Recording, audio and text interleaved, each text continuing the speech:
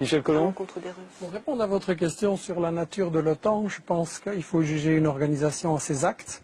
Et donc, il faut voir si vraiment il réalise les objectifs de la démocratie qu'on nous annonce dans sa propagande.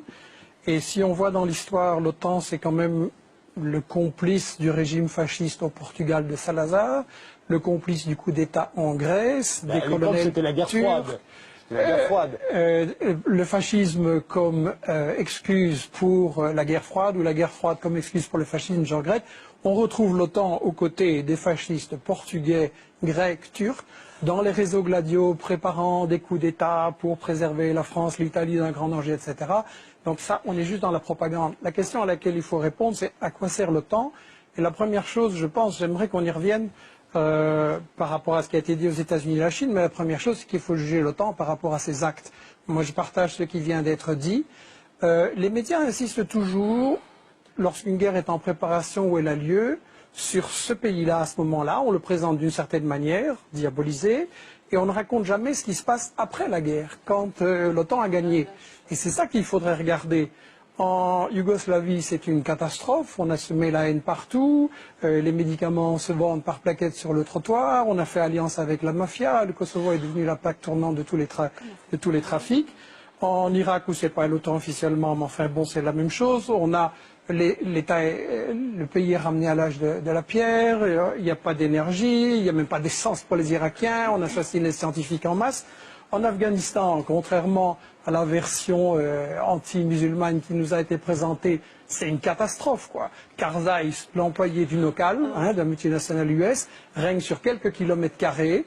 Il a fait alliance avec des seigneurs de la drogue et le trafic de la drogue a explosé en Afghanistan à cause de la CIA et grâce à la CIA. Et en Afghanistan, on allait soi-disant libérer les femmes afghanes. Je m'excuse, Karzai a fait passer une loi qui fait qu'on peut marier une petite fille à 9 ans et que le viol conjugal est légitimé. Donc où est le progrès? Il faudrait quand même qu'on sache de quoi. Et en Libye, c'est la mafia, on voit ce qui se passe. Il y a une loi qui vient d'être prise comme quoi quelqu'un qui disait qu'avant c'était mieux, il va en prison à perpétuité. Et donc l'OTAN pour la démocratie, c'est de la rigolade. Et la vraie question que j'espère qu'on pourra poser ce soir, c'est à quoi sert vraiment l'OTAN? Quels sont ses véritables objectifs? La question que M. Dulles et les responsables des États-Unis ont reconnu que tout ce qu'ils racontaient et qui terrorisait mes parents, moi je me souviens dans les années 50, quand on parlait de la Hongrie ou d'autres, on allait vite au supermarché et on faisait des provisions de farine, de chocolat et de sucre.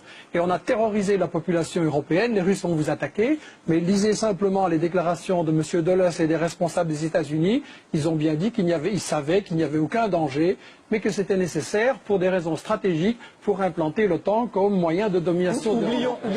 Et beaucoup de ces guerres ont évidemment pour effet collatéral, ou peut-être pour cause première, la nécessité d'obtenir des contrats de reconstruction pour des économies qui saturent chez elles.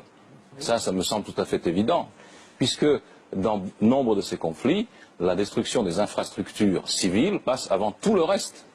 En Serbie, le cas est flagrant. On a détruit 9 blindés et pratiquement toutes les infrastructures civiles. 9 blindés.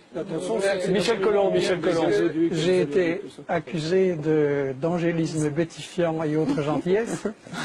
Je voudrais répondre qu'à mon avis, ce qui est bétifiant, c'est quand on nous raconte une version cinéma de propagande de l'OTAN, ou qu'on nous fait croire que l'OTAN, ça dépend du caractère de Bush ou d'Obama ou de Nixon, alors que ce sont des employés, et que les choses sont à un niveau beaucoup plus profond. Et Frédéric Tadei, je voudrais revenir à la question que vous avez posée au début, en disant l'OTAN, finalement, c'est des démocrates ou c'est des salauds. Ah non. Et non, vous avez été beaucoup plus poli. Vous avez été beaucoup plus poli. Mais justement, le problème, c'est que, à mon avis, vous êtes plutôt quelqu'un de bien et beaucoup trop poli. Et je voudrais vous inviter, et un peu tout le monde en fait, à se mettre dans la place du salaud. Je veux dire que si on comprend l'OTAN, qui est un instrument de quelque chose, il faut se mettre à la place des salauds qui gèrent ce quelque chose. Et je suis d'accord sur un point, c'est que la guerre est au fond la continuation de l'économie. Et que pour comprendre à quoi sert l'OTAN, il faut comprendre dans quelle situation économique on est maintenant. Et donc, je crois qu'il faut faire le lien avec tous les mouvements sociaux qui se passent en Europe, en Grèce, en France, etc. Toute l'inquiétude au quotidien des gens, parce qu'au fond, c'est le même problème. À savoir que quand vous êtes un bon salaud et que vous gérez l'économie, quand vous faites partie du 1%, c'est encore moins, mais enfin bon, on ne va pas chipoter, qui décide sur le sort de l'économie et des richesses, quelle est votre stratégie efficace? C'est de faire travailler les gens le moins cher possible, en les mettant en concurrence, en comprimant les salaires. Ça peut se faire en faisant travailler les vieux plus longtemps, ça peut se faire en important des immigrés en veillant qu'ils n'aient pas de droits, ça peut se faire en plongeant les jeunes dans la précarité. Bref, on va se retrouver devant, d'un côté, des bénéfices de multinationales qui ont explosé, et de l'autre côté, la majorité de la population qui ne sait pas de quoi demain sera fait et si leurs enfants auront un emploi et un avenir. Et ça, c'est le fin du système dans lequel on vit. Avec le problème, c'est que quand tous ces gens, ils ont fait ça, qu'ils ont bien appauvri ceux qui travaillent pour eux, à qui ils vont vendre? C'est ça quand même l'origine fondamentale de la crise. À qui ils vont vendre? Alors, on s'en sort dans le système qui nous gouverne, dans l'élite qui nous dirige et qui n'a pas été élue.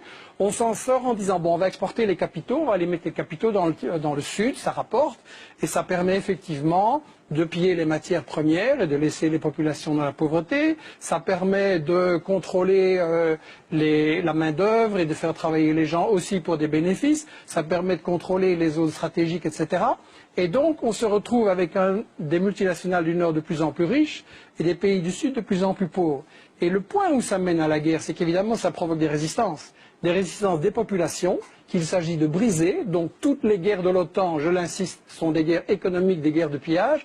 Et ensuite, ça provoque des résistances aussi des rivaux. Parce qu'on a eu raison de dire que l'OTAN, c'est l'instrument des États-Unis qui, effectivement, essaye de faire payer par les Européens et les autres les guerres qui leur permettront à eux, États-Unis, de dominer le reste du monde, y compris d'écraser les Européens et tout le monde.